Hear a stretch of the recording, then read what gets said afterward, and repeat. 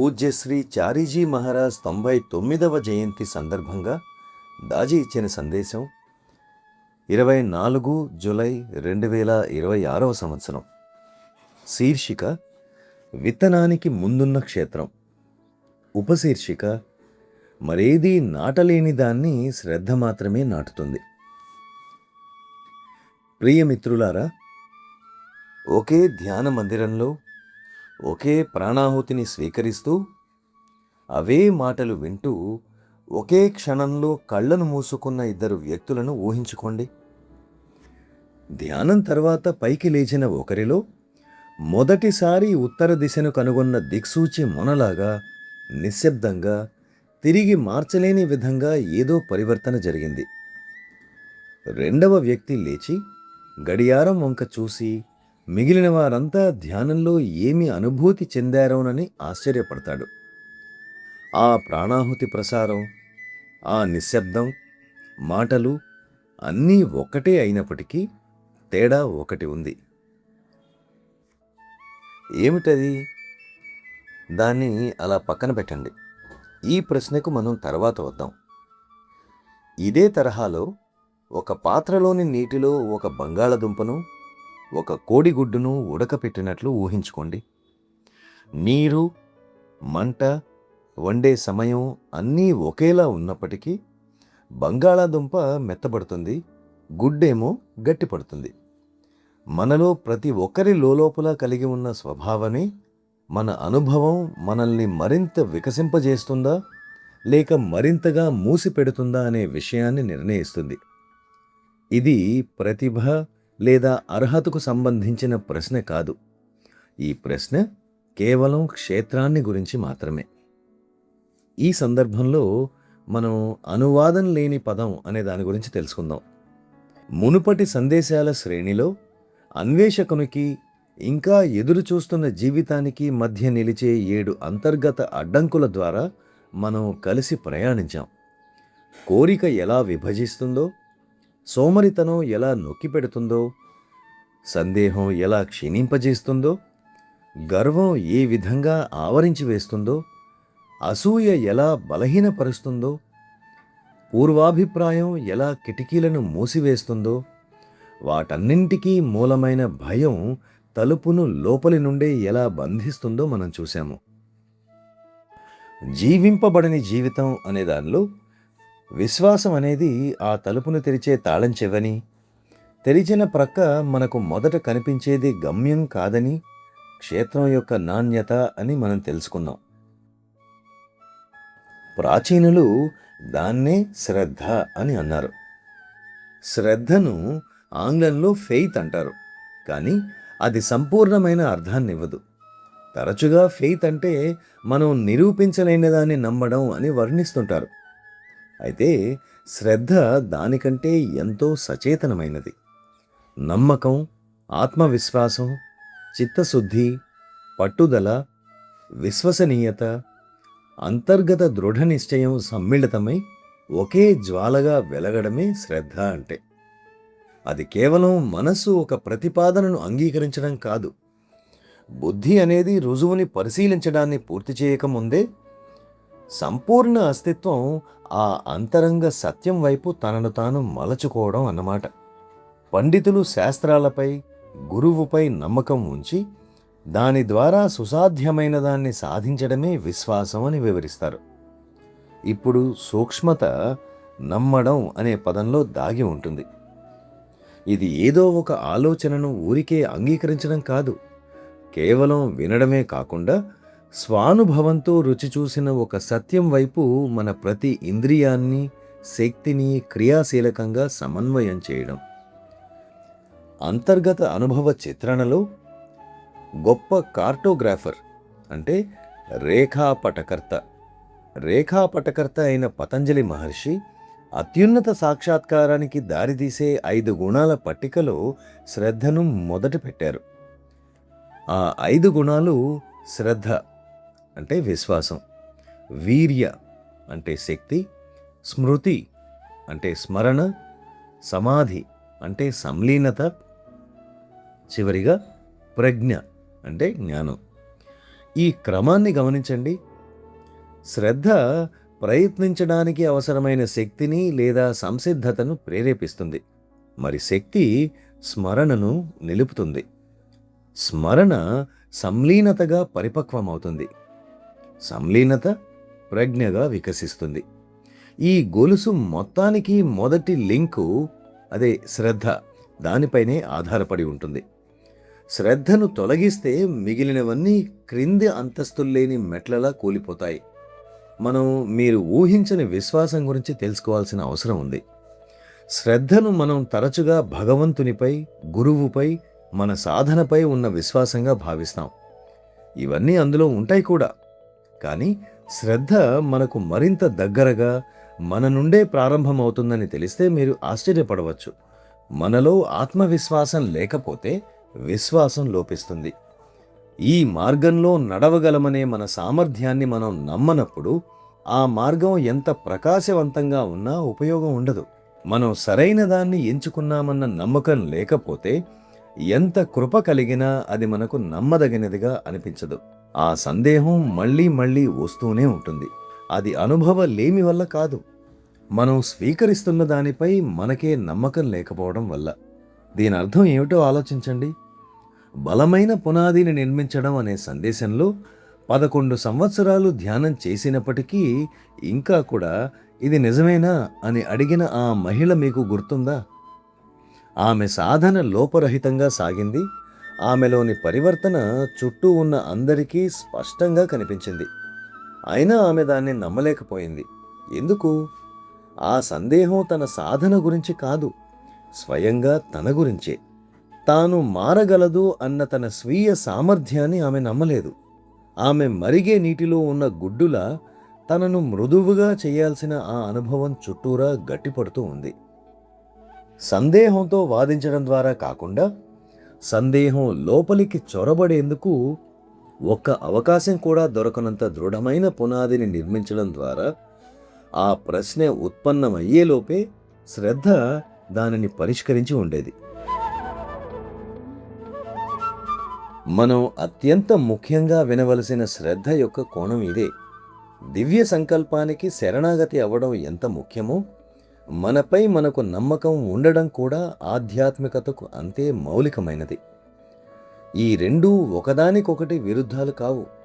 వాటిది వేర్వేరు కోణాల నుండి చూడబడుతున్న ఒకే గమనం. అన్నీ వదిలేయడానికి తగినంతగా మిమ్మల్ని మీరు నమ్మినప్పుడు అదే శరణాగతి.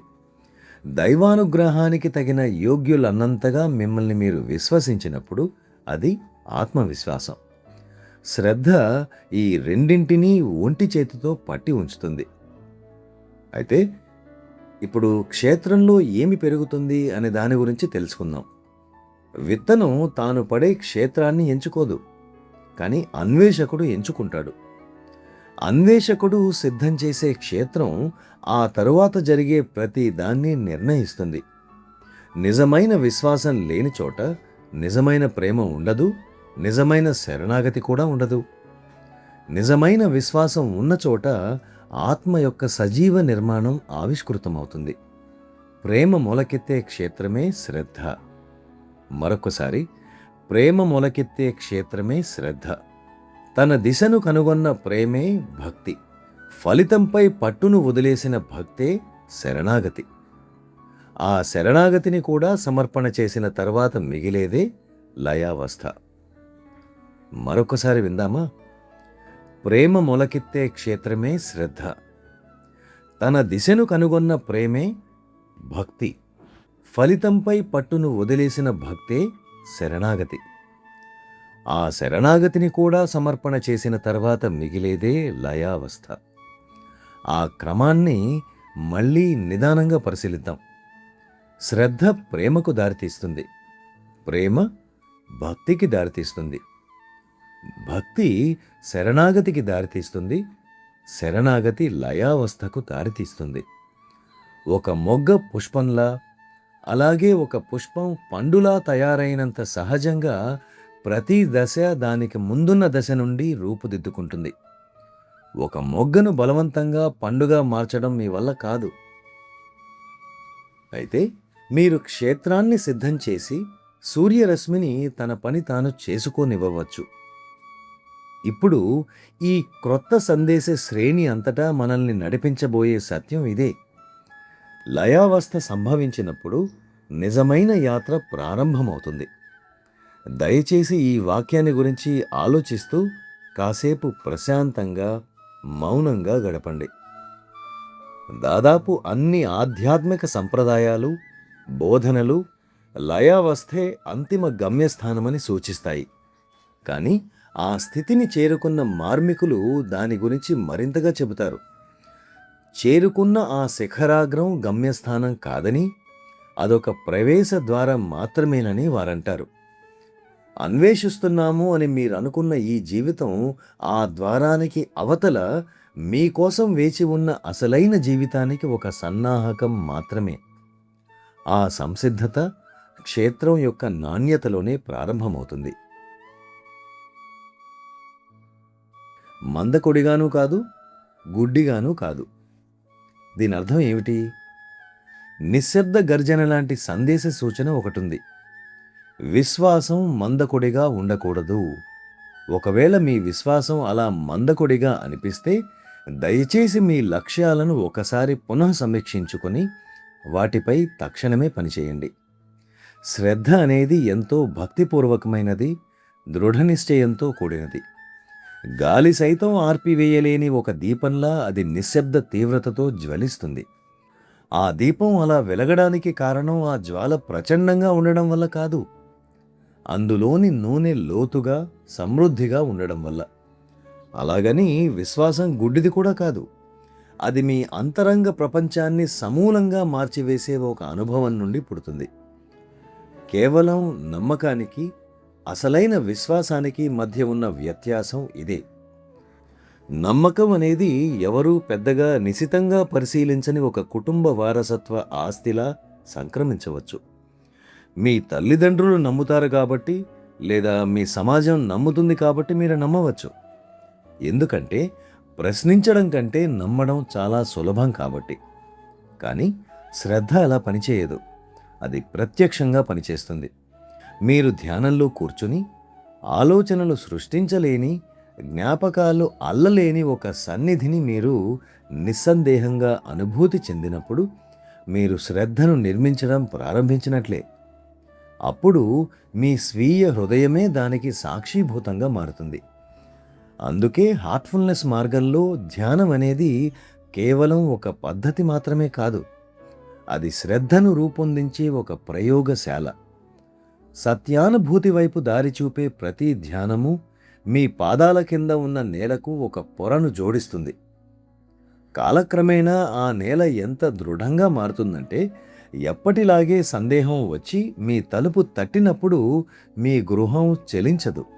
అంటే ప్రతి ప్రశ్నకు మీరు సమాధానం ఇచ్చారని కాదు, ఆ ప్రశ్నలు చేరుకోలేని ఒక నేలపై మీరు నిలబడి ఉన్నారని దాని అర్థం. దీన్ని నిరూపించిన జీవితం గురించి తెలుసుకుందాం. ఈరోజు చారీజీ మహారాజ్ జన్మించి 99 సంవత్సరాలు పూర్తయిన సందర్భాన్ని మనం వేడుకగా జరుపుకుంటున్న వేళ, ఈ సందేశం వివరించే ప్రతి దానిని ఒక్కసారి ఆగి మననం చేసుకోవడం ఎంతో శ్రేయస్కరం. ఆయన సైన్స్లో అంటే విజ్ఞాన శాస్త్రంలో శిక్షణ పొంది పరిశ్రమల రంగంలో రాటుదేలిన వ్యక్తి.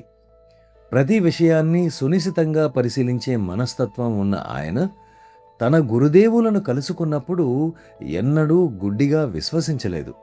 ఆయన ప్రతిరోజు తన స్వీయ హృదయం అనే ప్రయోగశాలలో దాన్ని పరీక్షించి చూసుకున్నారు. ఆయన శ్రద్ధ ఎప్పుడూ మందకొడితనంతో లేదు. ఎందుకంటే శ్రద్ధ ఆయన పూర్తి జీవితాన్ని ఆవహించింది. ఆయన హృదయం సిద్ధం చేయబడిన క్షేత్రం. ఎప్పుడైతే దానిపై ప్రాణాహుతి కురిసిందో ఆ పంట ప్రపంచవ్యాప్తంగా ఉన్న అన్వేషకుల ఆకలిని తీర్చింది. నేటికీ మనకి పోషణనిస్తోంది. తన విశ్వాసాన్ని మెచ్చుకోమని ఆయన మనల్ని అడగలేదు, మన స్వంత విశ్వాసాన్ని పెంపొందించుకోమన్నారు. ఆయనకు మనం అర్పించగల అత్యున్నత నివాళి శ్రద్ధతో సిద్ధం చేయబడిన మన హృదయమే. ఇప్పుడు మొదట్లో మనం మాట్లాడుకున్న ధ్యాన మందిరంలోని ఆ ఇద్దరు వ్యక్తుల గురించి వివరంగా తెలుసుకుందాం. మొదట ధ్యానం చేసిన ఆ ఇద్దరు వ్యక్తుల దగ్గరకు తిరిగి వచ్చి మనం ఏ ప్రశ్నతో ప్రారంభించామో దానికి సమాధానాన్ని వెతుకుదాం. అక్కడ వ్యత్యాసం ఏమిటి? ఆ క్షేత్రమే. ఒకరి హృదయం సిద్ధం చేయబడింది, పరిపూర్ణంగా లేదా పూర్తిగా కాకపోవచ్చు, కానీ అందులో ఒక సుముఖత ఉంది. ఏదో ఒక నిజమైన మార్పు జరగబోవచ్చనే ఒక దృఢ నిశ్చయం, స్వీకరించగల తన స్వీయ సామర్థ్యంపై నమ్మకం ఉన్నాయి. ఆ సుముఖత అనేది ప్రతిభో లేక అదృష్టమో కాదు, అది శ్రద్ధ మాత్రమే. మరుగుతున్న నీటిలో బంగాళాదుంప మెత్తబడినట్లుగా ఆ హృదయం ప్రాణాహుతి యొక్క వేడికి మృదువుగా మారి తనకు లభించిన దానికి మరింతగా విచ్చుకుంది. మరి ఈ గుణాన్ని అలవర్చుకోవాలనుకొని దీన్ని ఎంచుకునే వారెవరైనా దీన్ని తమలో పెంపొందించుకోవచ్చు. రెండవ వ్యక్తి హృదయం నిస్సారమైన క్షేత్రం కాదు. ఏ హృదయము కూడా పూర్తిగా సారహీనమైనది కాదనే విషయంలో మనం స్పష్టంగా ఉందాం. అది కేవలం సిద్ధం కాలేదంతే. బహుశా అది మరో ధ్యాసలో ఉండి ఉండవచ్చు, స్వీయ రక్షణాత్మకంగా ఉండి ఉండవచ్చు, లేదా అతిగా ఆశలు పెట్టుకోకు అని లోపల మెదిలాడే గతంలోని ఆశాభంగపు అవశేషాలను మూస్తూ ఉండి ఉండవచ్చు. ఆ గుసగుస మీకు సుపరిచితంగా అనిపించిందా? మనం గత 8 సందేశాలుగా కరిగించడానికి ప్రయత్నించిన ఆ భయం యొక్క ఆఖరి ప్రతిధ్వని ఇదే. దానికి పరిహారం ఇప్పటికీ అదే. అది మారలేదు. అదేదో మహాకార్యం కాదు, వెనక్కి తీసుకోకుండా వేసే ఒక చిన్న అడుగు. కాబట్టి రేపు ధ్యానంలో కూర్చునేటప్పుడు రవ్వంత ఎక్కువ సుముఖతతో కూర్చోండి. హృదయానికుండే రక్షణ స్వభావాన్ని కొద్దిగా సడలనివ్వండి. ఆ క్రొద్ది ప్రయత్నం సరిపోతుంది. శ్రద్ధ అనేది ఒక్కసారే సంపూర్ణంగా తయారై రాదు. నేలలోని పొరలు లోతుగా మారే క్రమంలాగే ఒక్కో ఋతువు గడిచే కొద్దీ, ఒక్కో ధ్యానం గడిచే కొద్దీ, దృఢ విశ్వాసంతో కూడిన ఒక్కో చర్య ద్వారా అది క్రమంగా పెరుగుతుంది. మనమంతా తరతరాలుగా మనకు సంక్రమిస్తూ అంతరంగంలో లోతుగా వేళ్ళూనుకున్న భయాలను మోస్తూ కాస్త ఓదార్పు లేదా భరోసా కోసం ఎదురుచూసే చిన్న పిల్లల లాంటి వాళ్ళం. శ్రద్ధ అనేది ఆత్మ తనకు తాను ఇచ్చుకునే ఒక భరోసా. మళ్ళా విందామా? శ్రద్ధ అనేది ఆత్మ తనకు తాను ఇచ్చుకునే ఒక భరోసా.